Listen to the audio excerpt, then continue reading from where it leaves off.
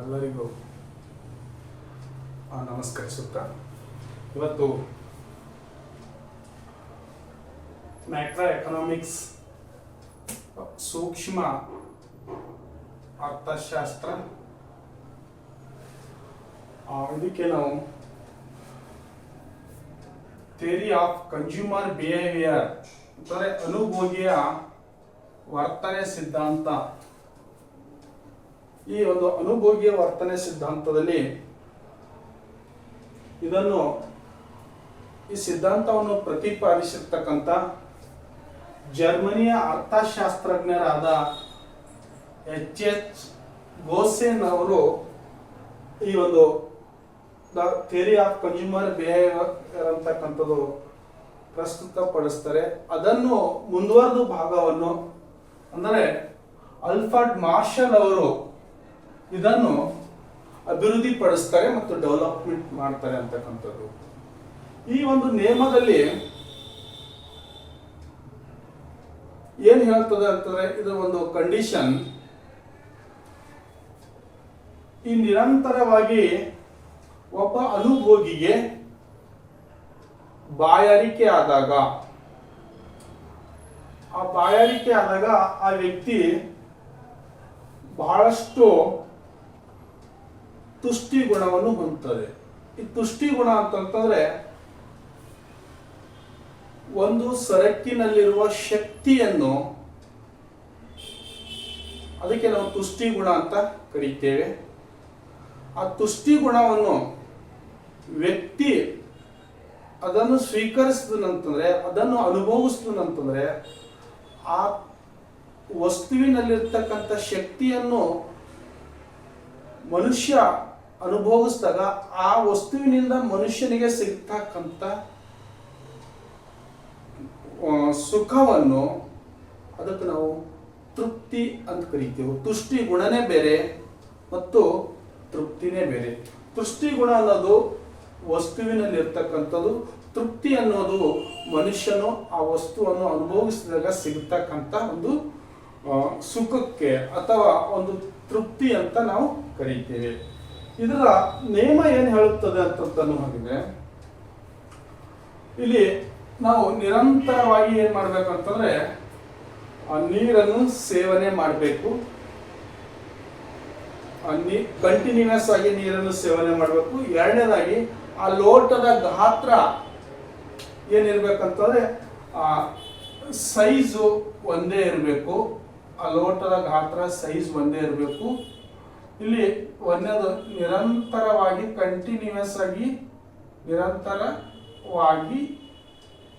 ಸೇವನೆ ಮಾಡಬೇಕು. ಎರಡನೇದಾಗಿ ಅದರ ಗಾತ್ರ, ಲೋಟದ ಗಾತ್ರ ಒಂದೇ ರೀತಿಯಲ್ಲಿ ಇರಬೇಕು. ಇಲ್ಲಿ ಮೂರನೇದಾಗಿ ಏನಿರುತ್ತೆ, ಆ ನೀರುಗಳಲ್ಲಿ ಯಾವುದೇ ರೀತಿಯಾಗಿರ್ತಕ್ಕಂಥ ಬದಲಾವಣೆ ಆಗಬಾರದು.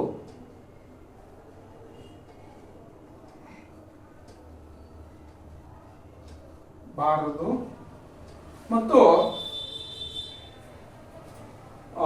ಲೋಟದ ನೀರನ್ನು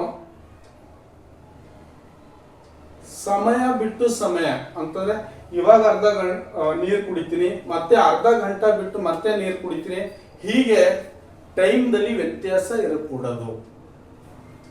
ನಿರಂತರವಾಗಿ ಸೇವನೆ ಮಾಡಬೇಕು. ಈ ಒಂದು ನಿಯಮಗಳ ಮೇಲೆ ಈ ಒಂದು ಕೋಷ್ಟಕವನ್ನು ರಚಿಸತಕ್ಕಂಥದ್ದು. ಇಲ್ಲಿ ನೋಡಿ, ಒಬ್ಬ ಅನುಭೋಗಿಯು ಅನುಭೋಗಿಸಿದ ಘಟಕಗಳ ಸಂಖ್ಯೆ, ಈ ಅನುಭೋಗಿಸಿದ ಘಟಕಗಳ ಸಂಖ್ಯೆ, ಇದಕ್ಕೆ ನಾವು ಯೂನಿಟ್ಸ್, ಕನ್ಸ್ಯೂಮರ್ ಯೂನಿಟ್ಸ್ ಅಂತ ಕರಿತೇವೆ. ಇಲ್ಲಿ ಟೋಟಲ್ ಯುಟಿಲಿಟಿ ಅಂತಂದ್ರೆ ಒಟ್ಟು ತುಷ್ಟಿ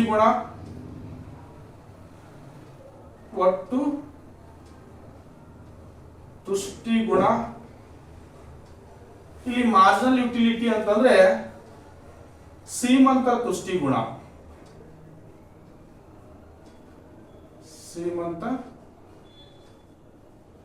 ತುಷ್ಟಿ ಗುಣ.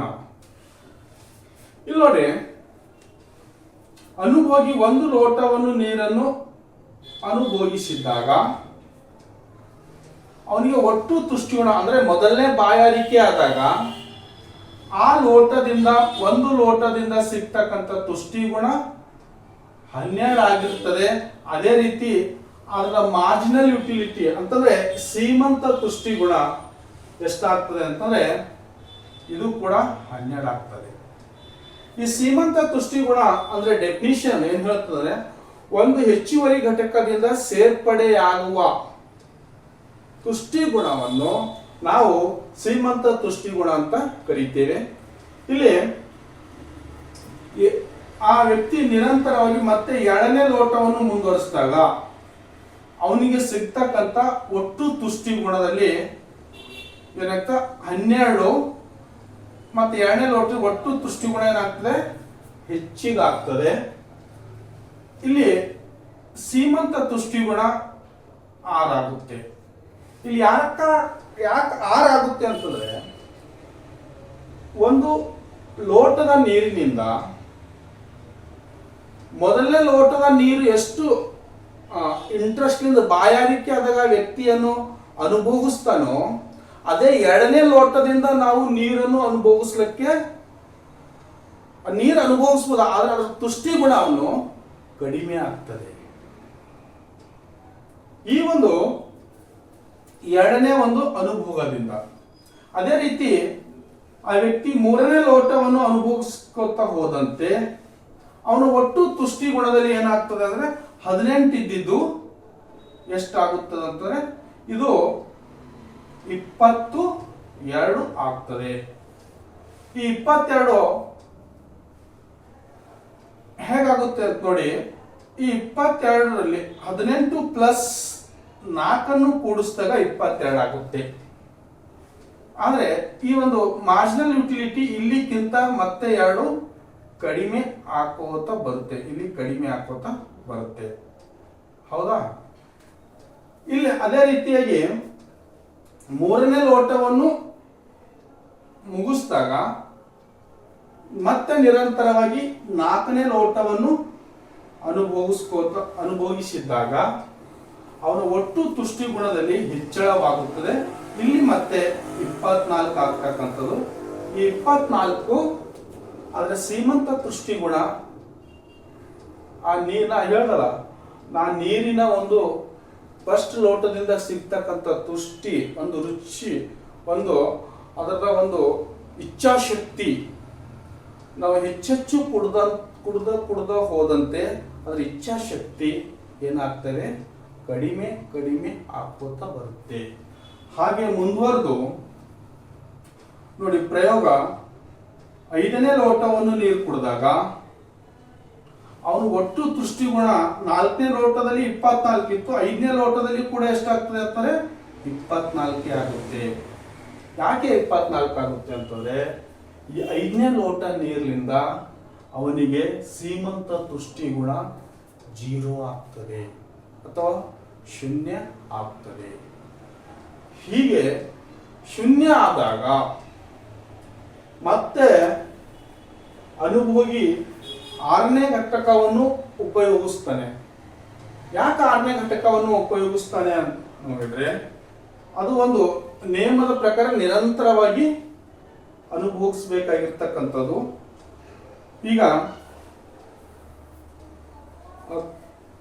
6ನೇ ಘಟಕದಲ್ಲಿ ಇವನು ಒಟ್ಟು ತುಷ್ಟಿಗುಣ ಎಷ್ಟಾಗುತ್ತದೆ ಅಂತಂದ್ರೆ ಇಲ್ಲಿ 22 ಆಗುತ್ತೆ. ಏನಾಗುತ್ತೆ 22. ಯಾಕೆ 24 ಇದ್ರೆ 22 ಯಾಕಾಯ್ತು ಅಂತಂದ್ರೆ ನೀರು ಕುಡ್ದಿ ಅವನ ಹೊಟ್ಟಿ ತುಂಬಿ ಟೋಟಲ್ ಆಗಿ ಕುತ್ತಿಗೆವರೆಗೂ ಅವನು ನೀರು ಬಂದಿತ್ತು.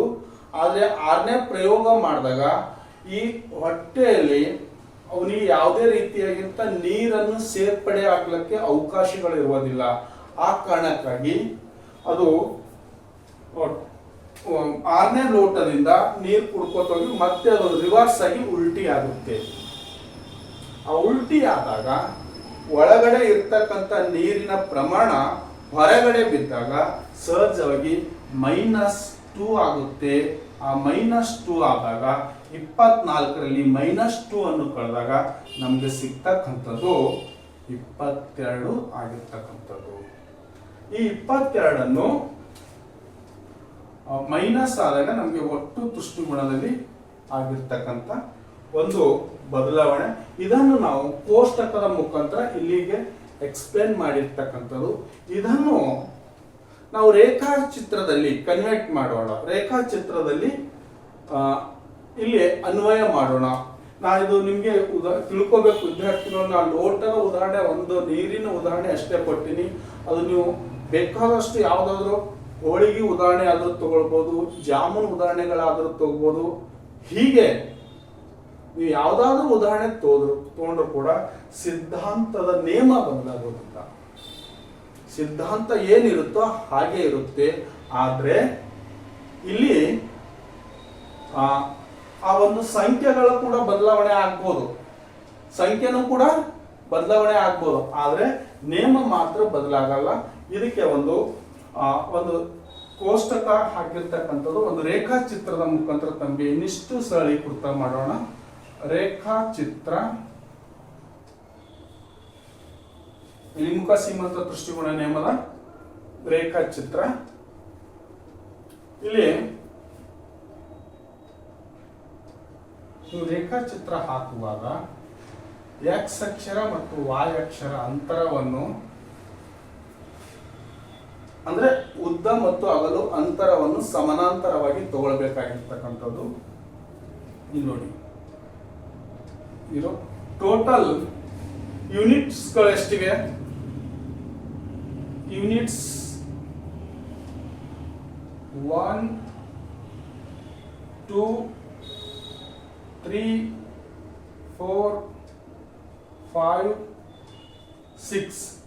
ಇದು X ಸಂಕೇತದಿಂದ ಗುರುತಿಸ್ತಿದೆಯೋ, Y ಸಂಕೇತದಲ್ಲಿ ನಮಗೆ ಟೋಟಲ್ ಯೂನಿಟ್ಸ್. ಇಲ್ಲಿ ಕೂಡ ನಾವು ಏನ್ ಮಾಡ್ಬೇಕಂದ್ರೆ ಅಂತರ ಸೇಮ್ ತಗೊಳ್ಬೇಕಂತ ಹೇಳಿದಲ್ಲ. 5 10 15 20 25 5 10 15 20 25. ಇದಕ್ಕೆ ಈ ಕಡೆ ನಾವು total utility and marginal utility ಅಂತ ಹೇಳ್ತೇವೆ. TU total utility and marginal utility ಅನ್ನು ಅಳಿತಾ ಇದ್ದೇವೆ. ಈ ಕೋಷ್ಟಕ ಮತ್ತು ರೇಖಾಚಿತ್ರ ನೋಡಿ, ಫಸ್ಟ್ ಒಂದನೇ ಯೂನಿಟ್ಸ್ ಲಿಂದ ಟೋಟಲ್ ಯುಟಿಲಿಟಿ ಮತ್ತು ಮಾರ್ಜಿನಲ್ ಯುಟಿಲಿಟಿ ಎಲ್ಲಿದೆ? 12 ಒಂದನೇ ಯೂನಿಟ್ಸ್ ಇಲ್ಲಿದೆ. ಇಲ್ಲಿ 10 ಅಂದ್ಮೇಕ 12 ಇಲ್ಲಿ ಇರ್ತಕ್ಕಂಥದ್ದು. ಹೌದಾ? 2 ಪಾಯಿಂಟ್ ಅನ್ನು ನಾನು ತಮಗೆ ಒಂದು ಬಿಂದು ಮುಖಾಂತರ ಗುರುತಿಸ್ತಾ ಇದ್ದೇನೆ. ಫಸ್ಟ್ ಎರಡನೇ ಯುಟಿಲಿಟಿ ಎಷ್ಟಿದೆ? 18 ಇದೆ. ಹೌದಾ? ಎರಡನೇ ಯುಟಿಲಿಟಿ 18 ಇರ್ತಕ್ಕಂಥದ್ದು. ಮತ್ತು ಮಾರ್ಜಿನಲ್ ಯುಟಿಲಿಟಿ 6 ಇರ್ತಕ್ಕಂಥದ್ದು.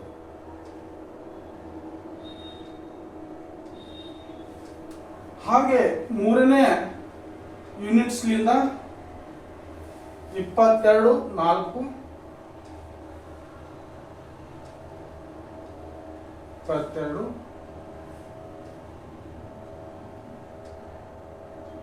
4 ನಾಲ್ಕನೇ ಯೂನಿಟ್ ಲಿಂದ 24 2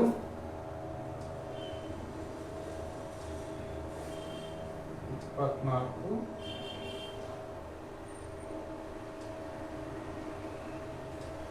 2. ಐದನೇ ಯೂನಿಟ್ ಲಿಂದ 24 0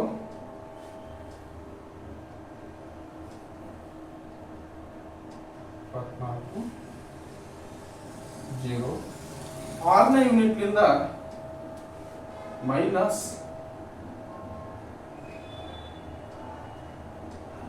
22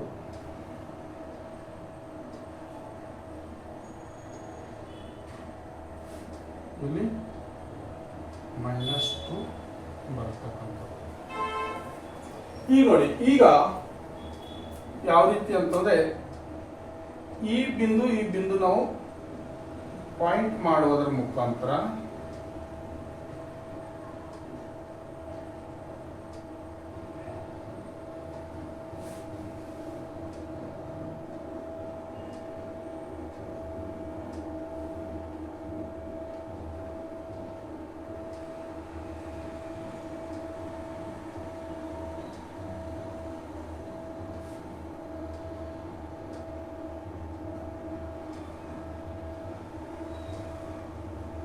ನೋಡಿ, ಇದಕ್ಕೆ ನಾವು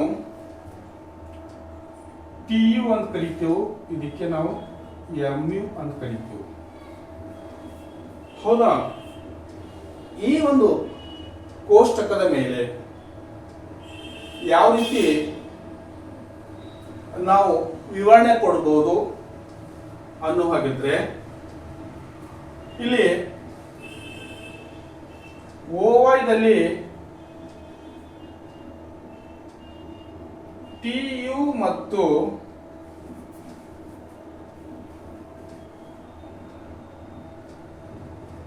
MU ಅನ್ನು ಅಳಿತಾ ಇದ್ದೇವೆ. OX ದಲ್ಲಿ ಯೂನಿಟ್ಸ್ ಅಳಿತಾ ಇದ್ದೇವೆ.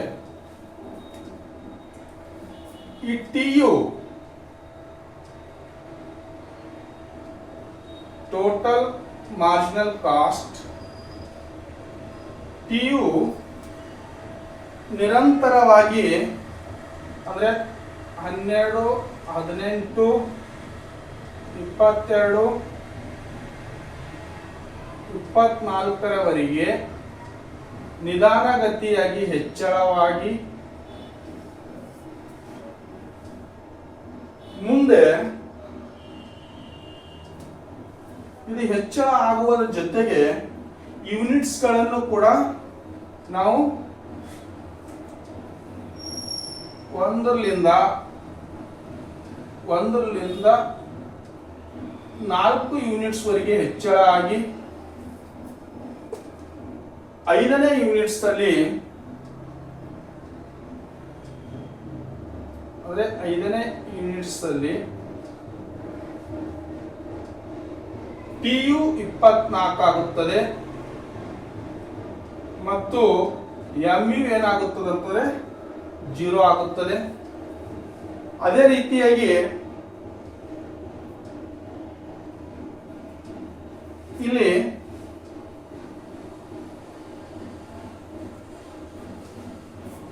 ಆರನೇ ಯೂನಿಟ್ಸ್ ಲಿಂದ